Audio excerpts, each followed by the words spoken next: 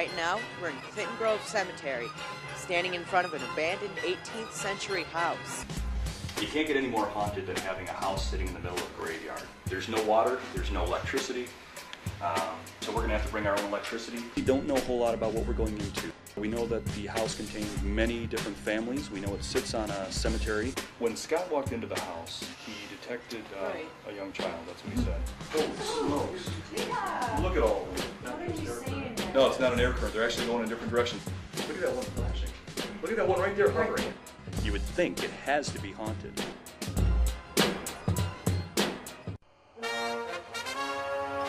Welcome back to Bass City Beat. It's time. This is Stick a Shot reporting for Bass City Beat. Kacznski line from Bass City Beat.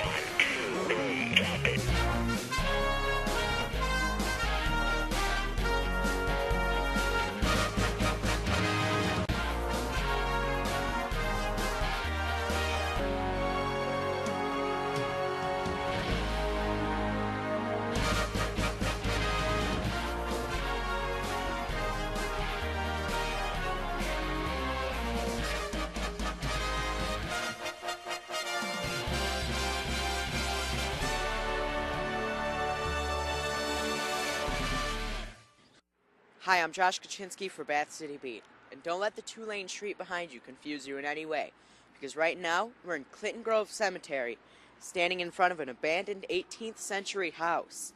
But while the sun is still up and while we still have some time tonight, we're going to go to Jeffrey Babbitt's house and find out a little bit about what Michigan Parahaunt does. And luckily, they chose Bath City Beat crew to go on their investigation of this house tonight. So stick around, we're going to give you some insider information and then take you on an actual ghost hunt. Okay, living in Mount Clemens, there's a lot of historical places in Mount Clemens, so I thought it'd be a good idea to contact a couple places, and lo and behold, I found a couple places in Macomb County that look haunted. That doesn't necessarily mean they are, but you can't get any more haunted than having a house sitting in the middle of a graveyard. I came to the group with a bachelor's in radio and television. I teach radio and television part-time, so I brought a lot of expertise as far as the audio and visual equipment that we use that you're going to see tonight. And I'm also sensitive, so I can go into a room and sense whether or not something is there, whether it's a good thing or whether it's a bad thing, and in most cases how to deal with it. If there's a haunting going on, I can generally tell who it is, what they died from, and sometimes what they were buried in. We're very successful at what we do, whether it's a ghost haunting or a demonic haunting. We're very good at what we do. It's going to be an interesting location anyway. There's no water, there's no electricity, so we're going to have to bring our own electricity. Sean, being our equipment specialist, you got all the batteries and got everything? Cameras, batteries, everything. Okay. So are we all ready to go? We're ready. All right. Absolutely. Let's go. Let's do it. We're going to go in and we're going to use some equipment, do some experimentations, and see what we come up with. Could be, it could be something there, may not be. We'll find out. We have a wide variety of equipment, one of which is a digital voice recorder. We use it for EVPs, which is electronic voice phenomena. We also have electromagnetic field indicators. We also are going to be using infrared video camera. Infrared usually picks up mists, apparitions, orbs, things like that.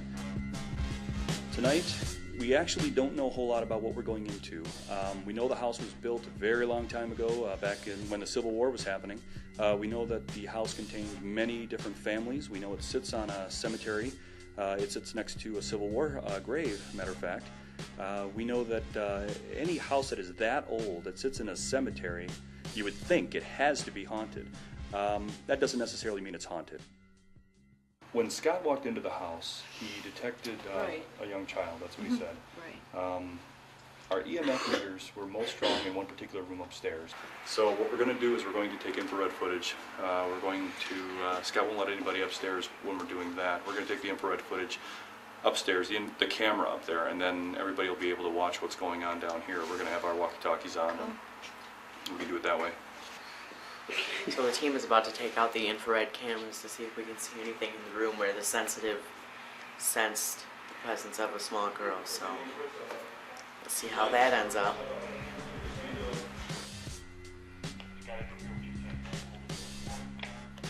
Yeah, that's fine for a second, but I'm gonna wanna go back in a second to where you were, because we started seeing an orb or two.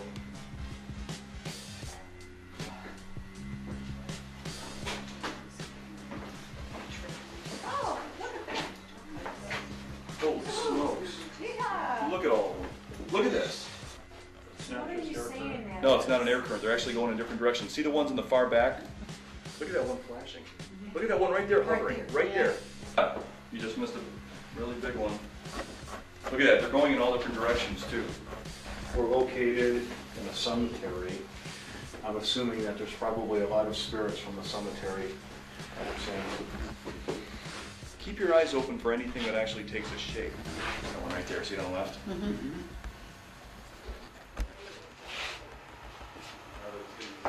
Eat it. Uh-oh. It's a sign. The Orchards Golf Club. I'm the lead contact person, so anybody that needs an investigation done will come and contact me, and I will get the information and discuss it with the group. You can go to our website, myparahunt.com. You can go to, we have seminars at libraries, things of that nature. I know that we are there for the people. We listen to what they have to say, and we will do everything possible to make sure that they are comfortable when we enter their home, and whatever proceedings that we need to follow through will be followed through. We want to be professional in regards to what we do, and to make sure that when we leave, everything is calm. We do a follow-up, either a visit or a phone call, to make sure that everything is still comfortable for them. I love the people I work with. I mean, it's great. Everyone gets along. I love what we do. I mean, it's great. So I'm sitting here looking at the tapes and I see a lot of dust. Reflection. Spiritual orbs. And, guys, I came as a skeptic and I don't think I sensed anything, but sadly, I'm leaving as a skeptic. But I'm definitely coming on another hunt. If you want any more information, you can visit the guys at myparahunt.com. But I'm hearing some things and it's a little dark on the right side of the room. So for Bad City Beat, I'm Josh Kacznski.